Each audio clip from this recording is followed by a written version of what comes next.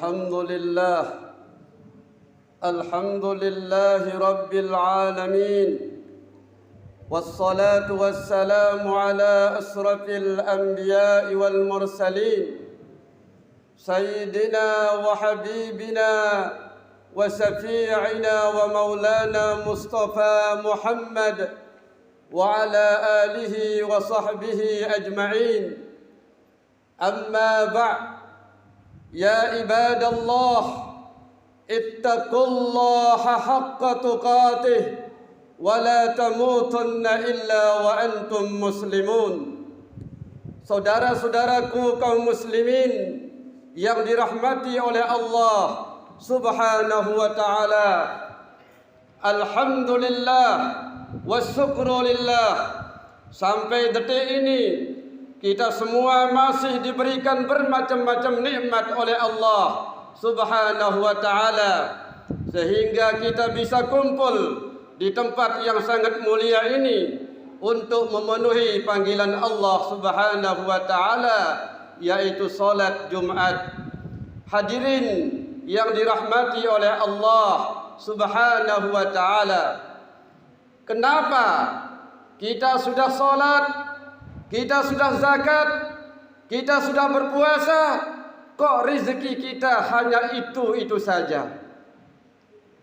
Sementara yang tak solat rezekinya berlimpah ruah, tidak pernah sakit dan lain sebagainya. Inilah yang kita bahas pada Jumat hari ini. Bismillahirrahmanirrahim. Ahasiban nasu an yutraku ay yaqulu amanna wa hum la yuftanun. Apakah aku biarkan engkau wahai manusia berkata, aku beriman kepada Allah, lalu Allah tidak mengujimu? Kemudian lanjut ayat yang kedua, walaqad fatannal ladzina min qablihim fala ya'lamanna Allah alladzina sadaqu wala ya'lamannal kadzibin. Sungguh kami telah menguji orang-orang sebelum mereka, orang-orang sebelum kamu, sehingga kami mengetahui siapa yang benar dan siapa yang berbohong kepadaku. Hadirin yang dirahmati oleh Allah Subhanahu wa ta'ala, berdasarkan ayat ini bahwa kita umat Islam harus diuji dahulu, sehingga mana di antara kita yang betul-betul beriman, mana yang tidak. Seperti halnya orang yang mendapat gelar SPDI, gelar Doktor Andes, gelar SPD, mereka harus ujian dahulu dengan berbagai macam ujian.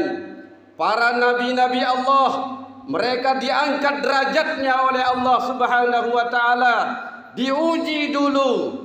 Seperti Nabi Ayub alaihi salam, seorang nabi, gerak-geriknya selalu ibadah kepada Allah Subhanahu wa ta'ala, diuji oleh Allah berupa penyakit kulit, gatal-gatal di seluruh tubuhnya, sehingga istrinya tidak tahan bersamanya.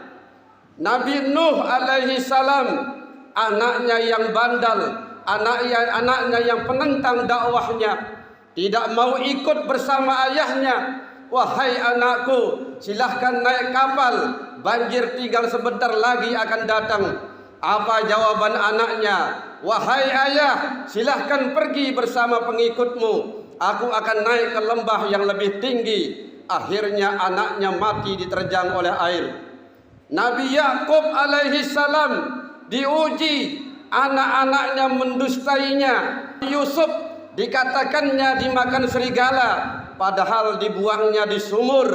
Akhirnya Nabi Yakub menangis tiap hari karena lamanya menangis.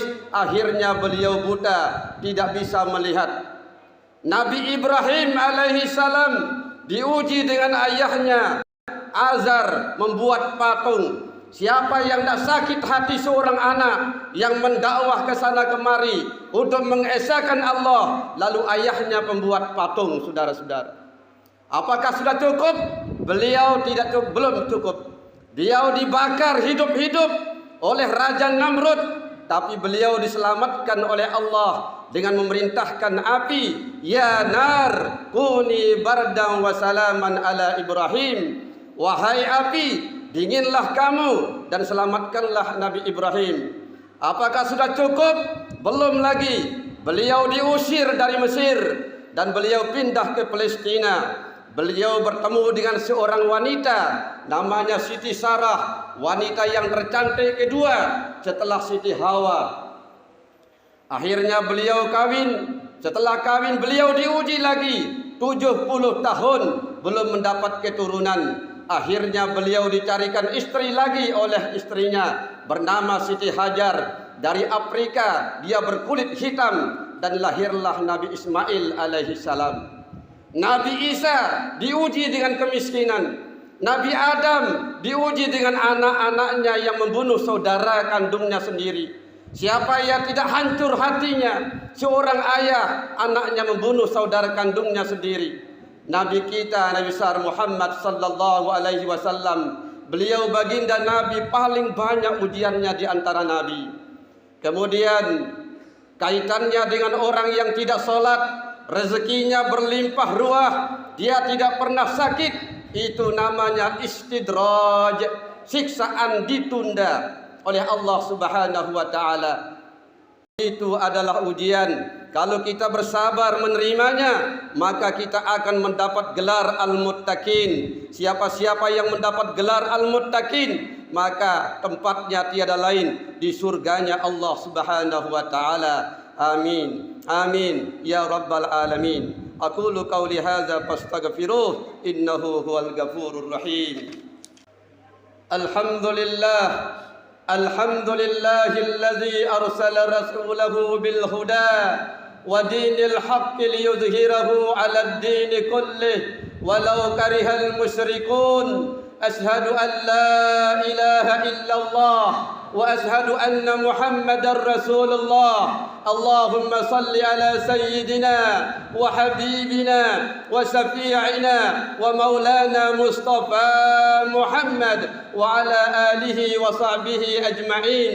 أما بعد يا عباد الله اتقوا الله حق تقاته ولا تموتن إلا وأنتم مسلمون.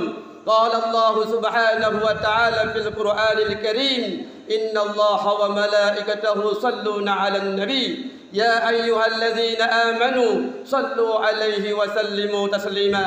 اللهم اغفر للمسلمين والمسلمات والمؤمنين والمؤمنات الأحياء منهم والأموات. اللهم لا تدع لنا ذنبا إلا غفرته ولا هما إلا فرجته ولا دينا إلا قضيته ولا مريضا إلا شفيته ولا حاجة من حوائج الدنيا والآخرة إلا قضيتها يا رب العالمين.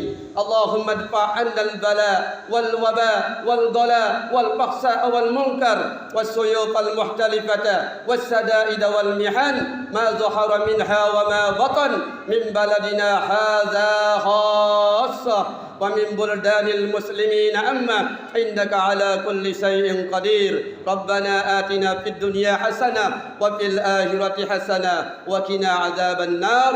وصلى الله على سيدنا محمد وعلى آله وصحبه أجمعين. سبحان ربك رب العزة عما يصفون وسلام على المرسلين والحمد لله رب العالمين. أقم الصلاة. السلام عليكم ورحمة الله تعالى وبركاته.